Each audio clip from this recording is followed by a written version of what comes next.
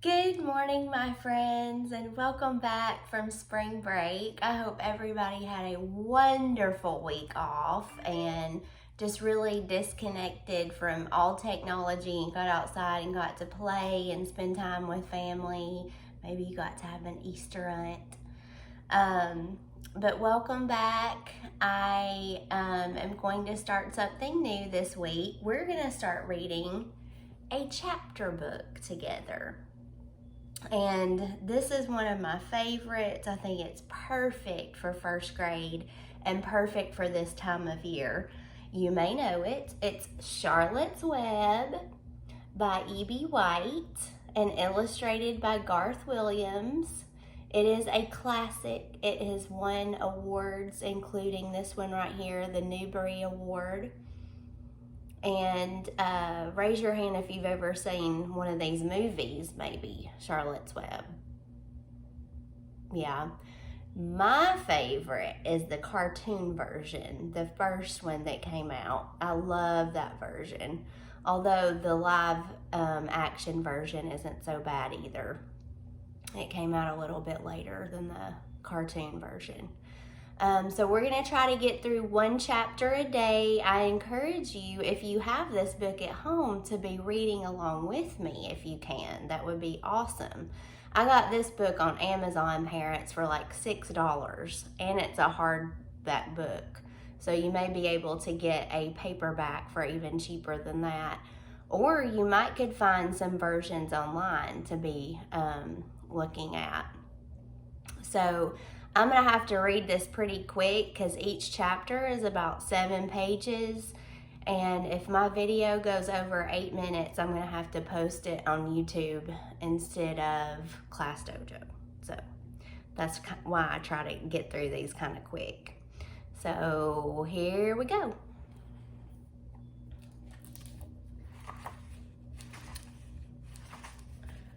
First chapter. Before breakfast. "Where's Papa going with that axe?" said Fern to her mother as they were setting the table for breakfast. "Out to the hog house," replied Miss Arable. "Some pigs were born last night." "I don't see why he needs an axe," continued Fern, who was only 8. "Well," said her mother, "one of the pigs is a runt. It's very small and weak, and it will never amount to anything. So your father has decided to do away with it." "Do away with it?" shrieked Fern. "You mean kill it? Just because it's smaller than the others?" Miss Arable put a pitcher of cream on the table. That's like milk. "Don't yell, Fern," she said. "Your father is right. The pig would probably die anyway." Fern pushed a chair out of the way and ran outdoors. The grass was wet. The earth smelled of springtime. Fern's sneakers, what are sneakers again?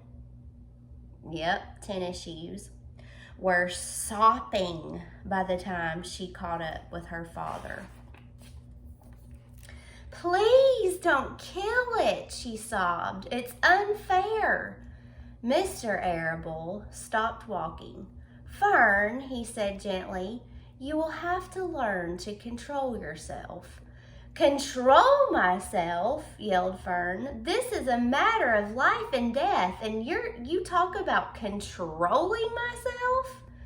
Tears ran down her cheeks, and she took hold of the axe. She tried to pull it out of her father's hand. "Fern," said Mr. Arable, "I know more about raising a litter of pigs than you do. A weakling makes trouble. Now run along." "But it's unfair," cried Fern. "The pig couldn't help being born small, could it? If I had been very small at birth, would you have killed me?" Mr. Arable smiled. "Certainly not," he said, looking down at his daughter with love. "But this is different. A little girl is one thing. A little runty pig is another. I see no difference, replied Fern, still hanging on to the axe. This is the most terrible case of injustice I have ever heard of. A funny look came over John Arable's face. He seemed almost ready to cry himself. All right, he said. You go back to the house and I will bring the runt when I come in. I'll let you start it on a bottle, like a baby. Then you'll see what trouble a pig can be. When Mr. Arable returned to the house, half an hour later, he carried a carton under his arm. Fern was upstairs changing her sneakers. The kitchen table was set for breakfast. The room smelled of coffee, bacon, damp plaster, and wood smoke from the stove. Put it on her chair, said Mrs. Arable. Mr. Arable set the carton down at Fern's place. Then he walked to the sink and washed his hands and dried them on the roller towel. Fern came slowly down the stairs. Her eyes were red from crying. As she approached her chair, the carton wobbled, and there was a scratching noise. Fern looked at her father. Then she lifted the lid of the carton. There, inside, looking up at her, was the newborn pig. It was a white one. The morning light shone through its ears, turning them pink. He's yours, said Mr. Arable. Saved from the untimely death, and may the good Lord forgive me for this foolishness. Fern couldn't take her eyes off the tiny pig. Oh, she whispered, oh, look at him. He's absolutely perfect. She closed the carton carefully. First, she kissed her father. Then she kissed her mother. Then she opened the lid again, lifted the pig out, and held it against her cheek. At this moment, her brother Avery came into the room. Avery was 10. He was heavily armed with an air rifle in one hand and a wooden dagger in the other.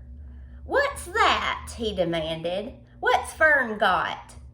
She's got a guest for breakfast, said Miss Arable. Wash your hands and face, Avery. Let's see it, said Avery, setting his gun down. You call that miserable thing a pig?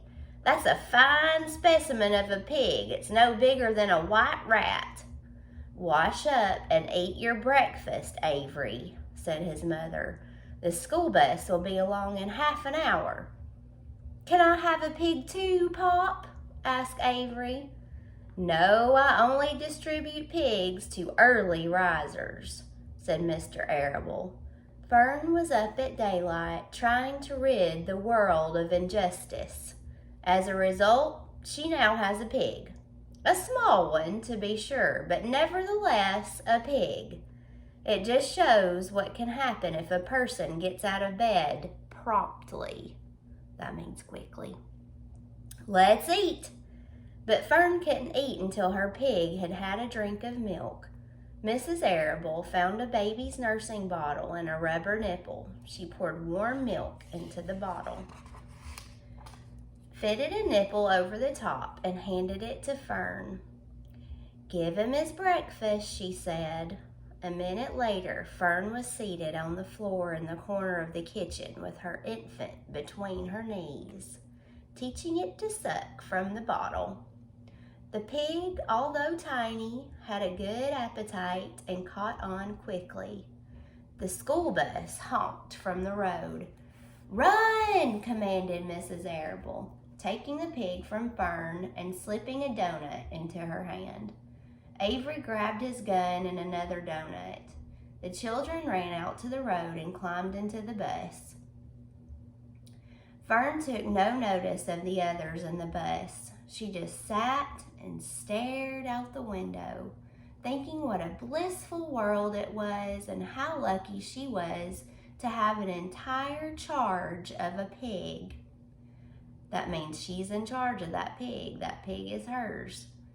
By the time the bus reached school, Fern had named her pet, selecting the most beautiful name she could think of. Its name is Wilbur, she whispered to herself. She was still thinking about the pig when the teacher said, "Fern, what's the capital of Pennsylvania?"